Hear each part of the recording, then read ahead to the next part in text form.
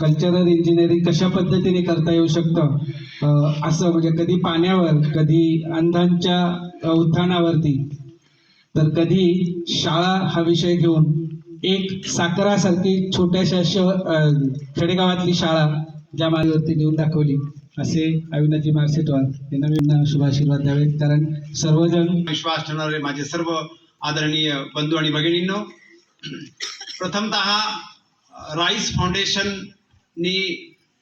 आज पहिल्या वर्षी जो पुरस्कार सुरू केला त्या अवॉर्डसाठी माझ्यासारख्या एका सामाजिक कार्यकर्त्याची निवडीसाठी मी राईस फाउंडेशनचे प्रेसिडेंट, डिरेक्टर टीम, त्यांना सहकार्य करणारे पडद्याच्या मागचे आणि पडद्याच्या समोरचे सर्व तमाम कार्यकर्ते, फायनान्सर या सगळ्यांचे मी हात जोडून नम्रपणे आभार व्यक्त करतो. तसेच हा अवॉर्ड माझा एकट्याचा नसून ज्या मायबापांनी मला कधीही एकही प्रश्न विचारला नाही की तू लग्न इंजिनियर असून दिसायला चांगल्या प्रकारची अडचण नसताना चांगला कमाई करणारा असून सुद्धा लग्न का करत नाही, हा प्रश्न ज्या मायबापांनी मला कधी विचारला नाही. सकाळी 6 पासून रात्रीचे 10, कधी कधी रात्री 11 वाजता घरी आलो सामाजिक कार्यकर्ता असताना, तर हे असं किती दिवस चालणार असा कधीही प्रश्न विचारला नाही. लाखो रुपयाची प्रॉपर्टी विकू समाजाला लावताना कधीही हा प्रश्न विचारला नाही की थोडं सांभाळून चला, हे कसं काय होईल, अपना भी देखो, असं कधीही वाक्य ज्या मायबापांनी विचारलं नाही. त्या मायबापाच्या प्रती आणि माझे भाऊ ज्यांनी मला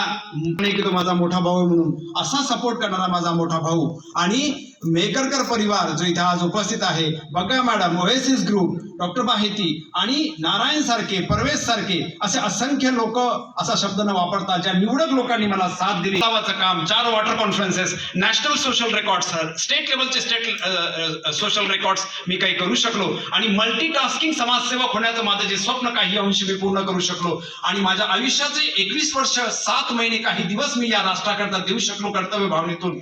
हे सगळं काही झालं असेल ते ईश्वरी कृपेने आणि माझे आदरणीय मामा जे स्वातंत्र्य सैनिक होते, माझ्या आईचे वडील जे एक समाजसेवक होते, माझे काका समाजसेवक होते, या सर्वांच्या संस्कारामुळे होऊ शकलं. मी त्यांच्या प्रती नतमस्तक होत. जेव्हा तुम्हाला कधी असं वाटेल सेवा काय असते, कुठल्याही प्रकारची समाजसेवेची संस्था स्थापन न करता, माझा भाऊ सुद्धा लग्न न करता, मी पण लग्न न करता, कुठल्याही प्रकारची सामाजिक संस्था माझी पण नाही, माझ्या भावाची पण नाही,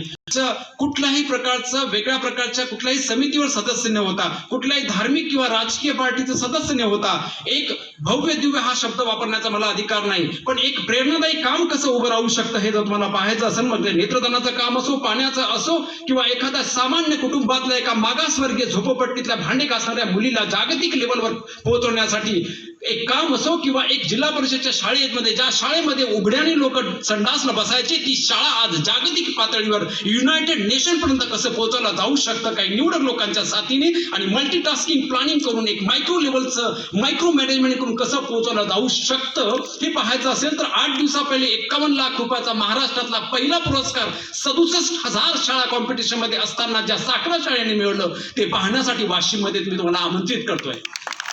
राजवाकाटकांची एकेकाळी राजधानी असणारा वाशिम असं आम्ही कधी न म्हणता, या वाशिम मध्ये आजही असे भव्य दिव्य लोक आहेत की जे एक सामान्य 28 वर्षाचा पोरगा ज्यांनी एक पेढा बनवला एका छोट्या खेड्यामध्ये, तो पेढा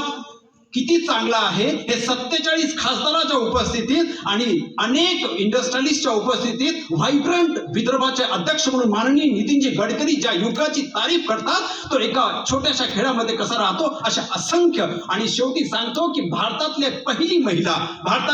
महिला की जी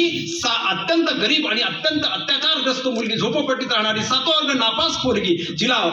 पहिली भारतातली महिला उद्योजक पद्मश्री अवॉर्ड विनर म्हणून घोषित केला गेलं, ती महिला आमच्या वाशिम एरियामध्ये बालपण घालवलेली. असे असंख्य डायनामिक लोक, क्रिएटिव्ह लोक, पॉझिटिव्ह सोशल एंटरप्रेन्योर, इंडस्ट्रियलिस्ट पाहायचं असेल, come to Washim, welcome to Washim. निश्चित खूप खूप धन्यवाद. वेळ खूप झालाय, त्याच्या 2 व्यक्तींचा आशीर्वाद आवश्यक आहे.